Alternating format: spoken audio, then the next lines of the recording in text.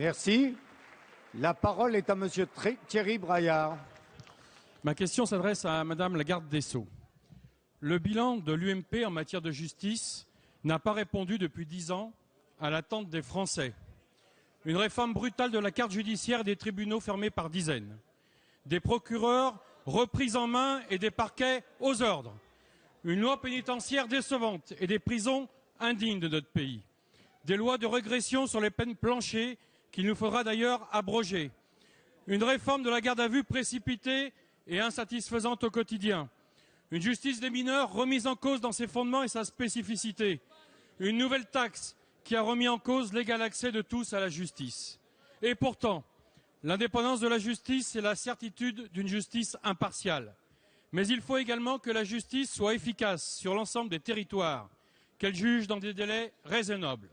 Tel n'est pas le cas. Un justiciable de ma circonscription m'a confié récemment avoir saisi le tribunal des affaires de sécurité sociale de Lyon pour obtenir un dédommagement à la suite d'une faute inexcusable de son employeur.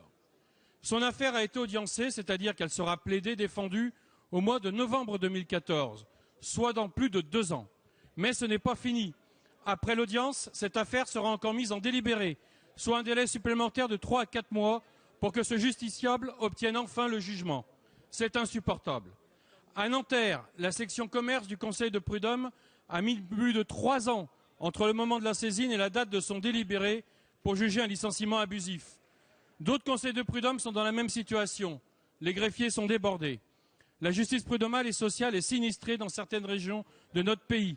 Ma question est simple, Madame la garde des Sceaux. Quels moyens comptez-vous consacrer pour que cette situation intolérable cesse ?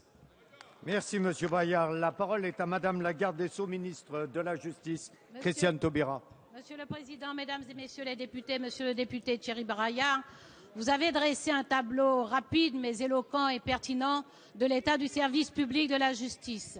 C'est l'occasion de saluer le mérite, le dévouement de tous les personnels, de tous les métiers à tous les niveaux qui ont amorti le choc des réformes désordonnées et brutales de ces dernières années. Ils l'ont fait par amour de leur métier, ils l'ont fait aussi par sens du service aux citoyens. Vous évoquez la justice civile, dont il importe de rappeler qu'elle représente 70% de l'activité de l'institution judiciaire. Et elle concerne les contentieux du quotidien, la famille, le droit du travail, l'aide sociale, le handicap, les pensions, le surendettement, c'est-à-dire qu'elle concerne les plus vulnérables de nos concitoyens. Le droit du travail traite tous les ans plus de 220 000 affaires nouvelles, avec 94% d'affaires liées à une rupture de contrat et un taux d'appel élevé puisqu'il s'élève à 65%. Les délais sont trop longs, vous venez de le rappeler. Nous avons donc décidé de donner des moyens substantiels de fonctionnement aux juridictions. Le président de la République a fait de la justice une de ses 3 priorités. C'est un engagement tenu puisque le budget adopté la nuit dernière augmente de 4,3% et 1500 postes seront créés sur 3 ans. Sur la première année, sur les 500 postes, 142 seront réservés à la justice civile.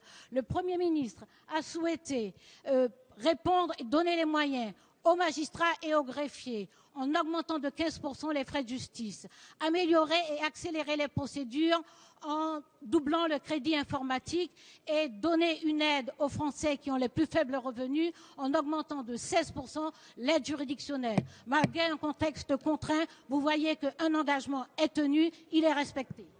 Merci.